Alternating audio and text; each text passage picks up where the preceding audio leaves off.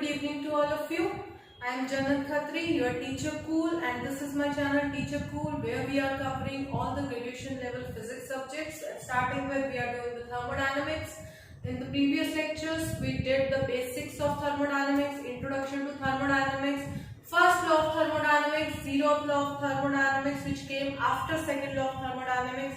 That is why it was named the zeroth law of thermodynamics. And we did cyclic process also and the limitations of the first law of thermodynamics. Now let's move forward. So today in this lecture we'll be covering, first will be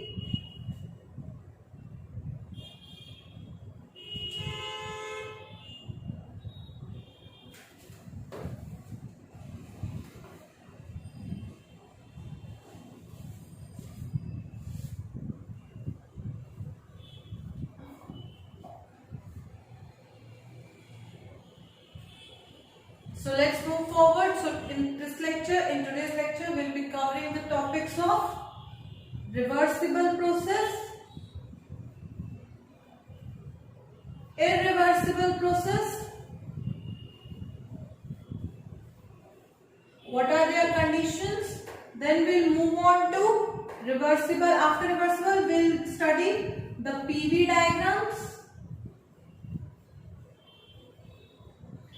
and its importance, and at the end we'll do a few examples of PV diagrams. So today's lecture will be dealing with these major 5 topics. So let's start with our lecture today. So the first thing we'll be doing is a reversible process. I'll write it here. Reversible process. Now, by your understanding, what do you deduce by the term reversible? Yes, anything which can be reverted back. So, any process which can be reverted back, or in layman language we can say any process which can carry out itself in its reverse direction giving the same results is known as a reversible process, right? So what do I mean with this? I say, suppose I have a gas which is at a state named A. It will be having some P1, P1 and T1 parameters. Now this gas expands adiabatically and isothermally to the state of B with P2, V2 and T2. Adiabatically I am saying, which means no transfer of heat has taken place. So my delta Q, which is the change in the heat energy, is 0. So my pressure is changed from P1 to P2. Volume has changed to V1 to V2 and it has expanded adiabatically, so raising its temperature from T1 to T2. So in this case, I will say if this process is reversible and I reverse the conditions in which the process has started from A and reached the point B, in that case, my system should come back to its original state, which is A, having the parameters again P1, V1 and T1. So, in this case, I am saying in the forward direction, my process is moving from A to B, and in the reverse direction, my process is taking place in such a way that my gas or my working substance is starting from the state B and it is coming back to its original state, which is A. So, in this case, this process will be known as a reversible process. Now, ideally, we all know no process can be perfectly reversible. So, there must be some conditions or constraints to these systems so that we can make it maximum approaching to ideal case. So in that case, in practical cases, I'll say the condition should be the process should take place at a very slow rate. Rate means process per unit second. So I'll say any process which is occurring at a very slow rate, that process can act as a reversible process for the time being. Right? Suppose I have a system which is undergoing some process, and overall it is not an reversible process, but for the small portion or the small element where the process is occurring at a very slow rate, in that case I can consider that process as a reversible process. So the major, primary, most important condition for a process to be a reversible process is that the process should occur at a very slow rate, and the second one is it should come back to its original state. So that we have already discussed. So my major and the most prioritized condition will be very slow rate of process. Is that clear? Now this is the example. Now if you say what can be another example is, consider a system, right? In the system I have a piston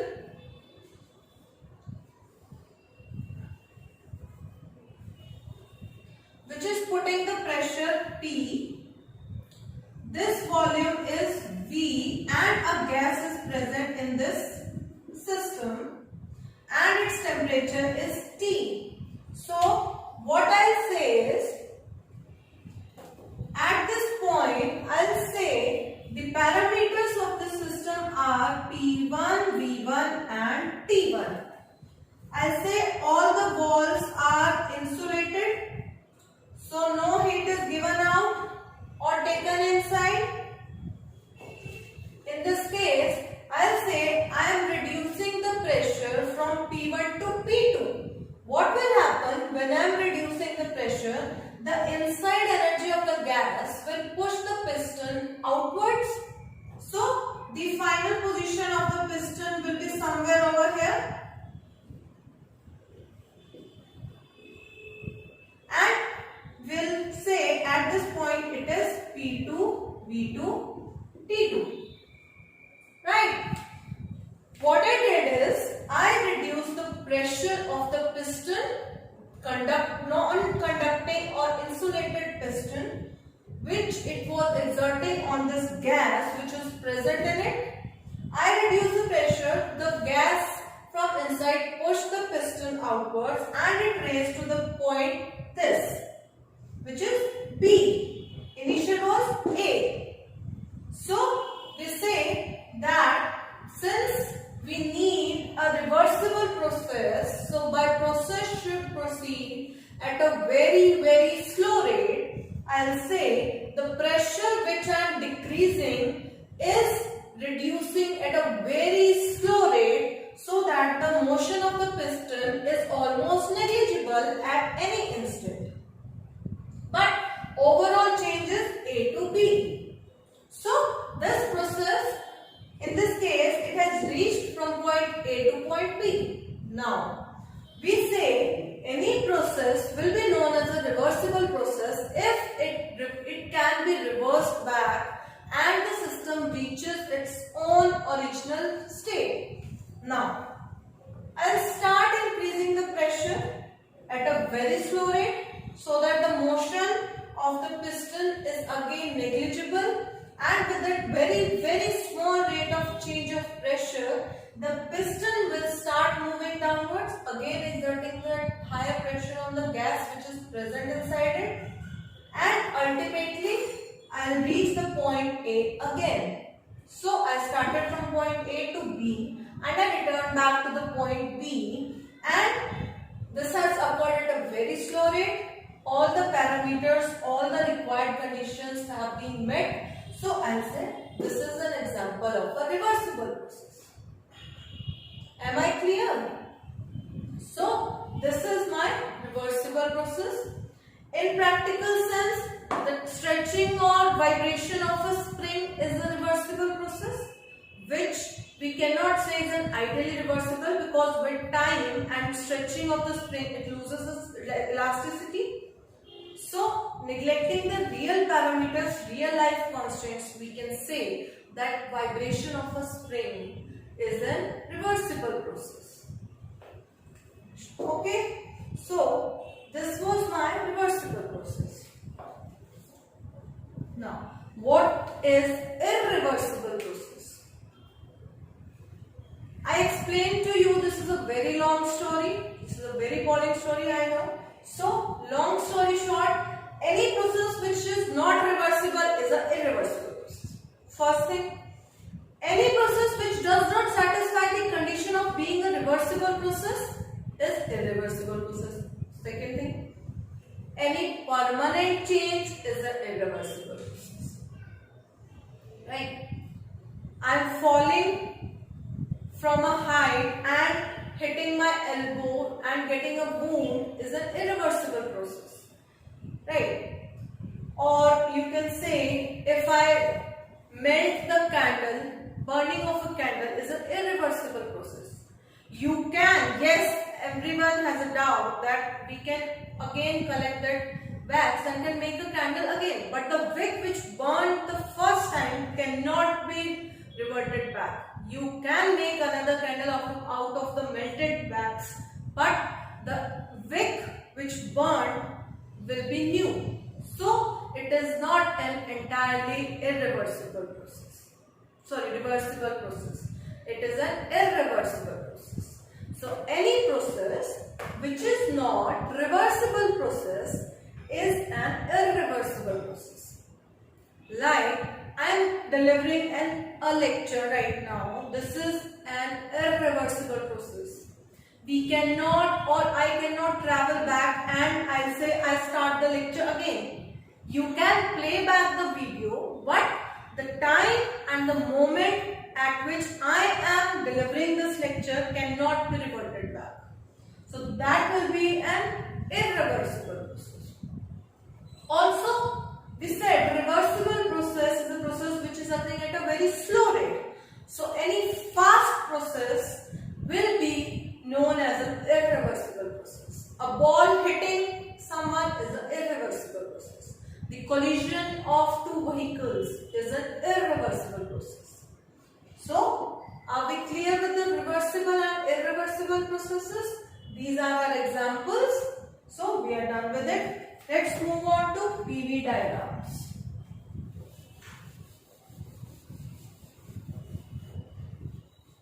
We are done with irreversible process. Now, we will be doing PV diagrams.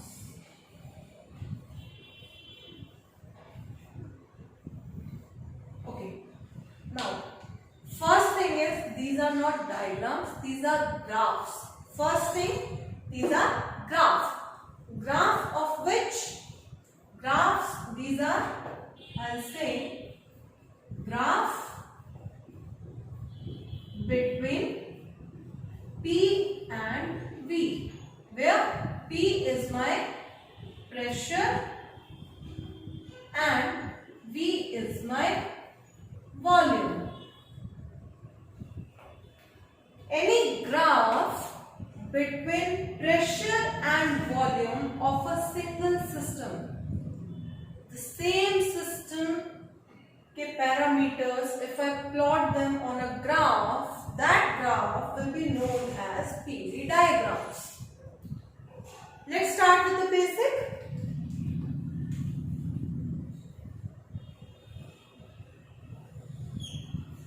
Okay. First thing, where should pressure come and where should volume come?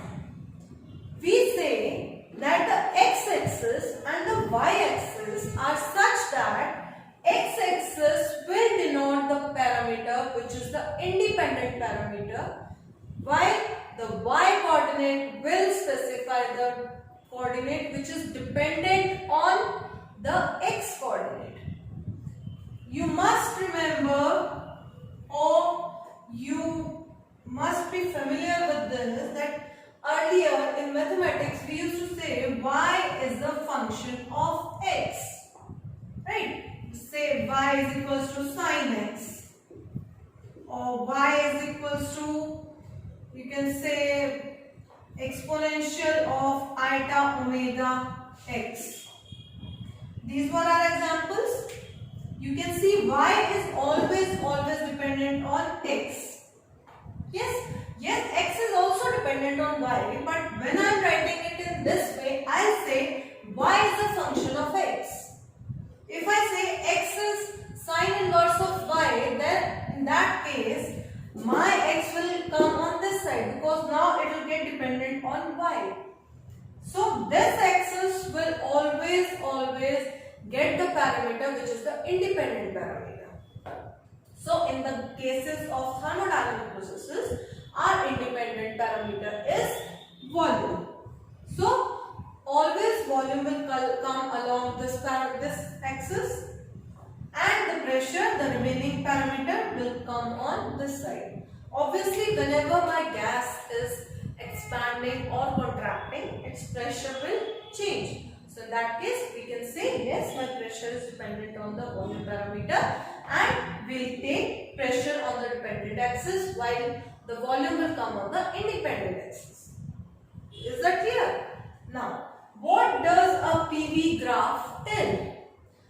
Right now, we are doing thermodynamics, in which we will be dealing with a multiple number of gases which will be undergoing thermodynamic processes, either adiabatic or isothermal or any type of processes or a combination of processes. All those processes can be visualized in the simplest way with the help of the PV diagrams. Right? Suppose we did an example of piston.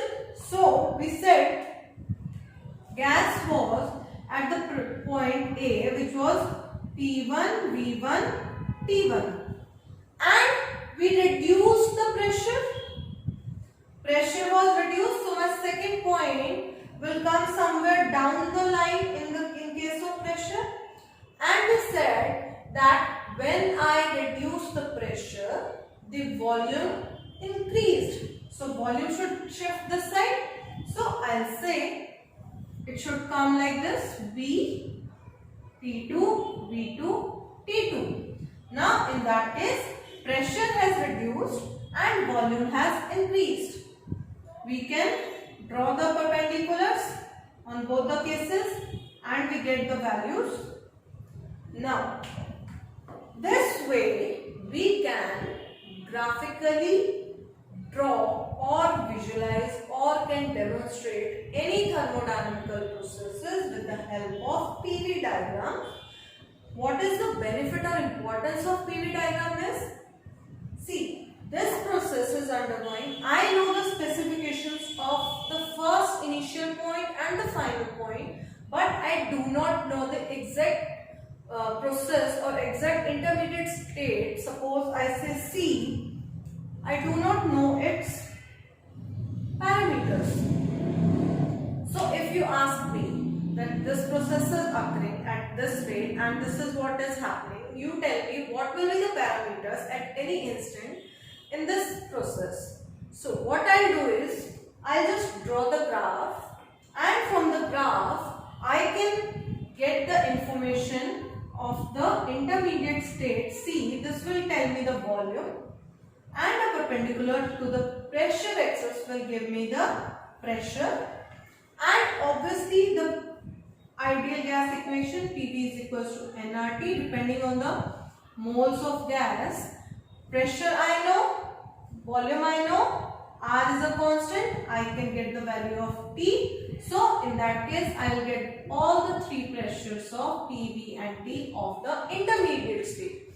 So this is the most important point or most importance of PV diagrams, is that they give you the detailed information about an intermediate state.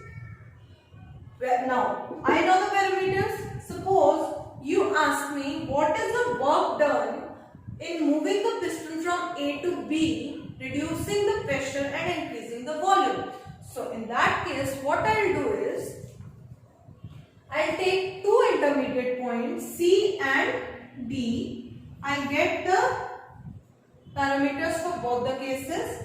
Now work done in case of graph, as you remember from earlier classes, was work done is given by the area under the curve. So this is my, suppose, dW element, right? I'll take two intermediate points, which is the simultaneous points, since the process is occurring at a very slow rate. So what I'll do is, I'll find the area. Now area will be V and V plus dV.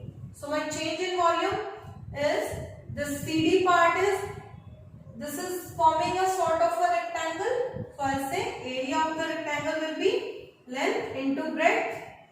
Length is the pressure against which it is expanding, so that will be P, and change in volume is P into dV. So I'll get dW is equals to PdV. I know the work done in moving from point C to D now. What I'll do is, I'll make all the intermediate steps a stair type of a thing, and I'll find the area of individual elements, and I add it up to get the complete work done in moving the piston from A to B.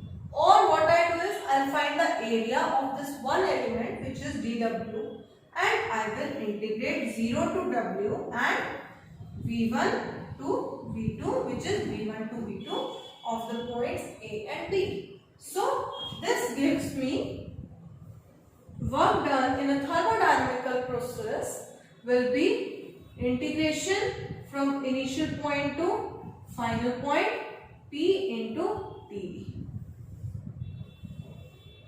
which is our very important result. So this is my PV diagrams introduction, its importance and examples. Obviously we have done with examples only. The explanation was done with example of a piston of a gas which is expanding against a pressure which is getting reduced. So it's expanding, raising its volume from V1 to V2. So this was for today. This is the reversible process, the irreversible process, the PV diagrams, importance of PV diagrams, and the examples related to these topics. So do share, like, share and subscribe to my channel, and keep in touch to get the latest updates, and please revise, study for yourself, ask yourself what are your doubts, and whatever your doubts are, please leave in the comment section. I'll surely come back to you. So this is all for today. Thank you so much.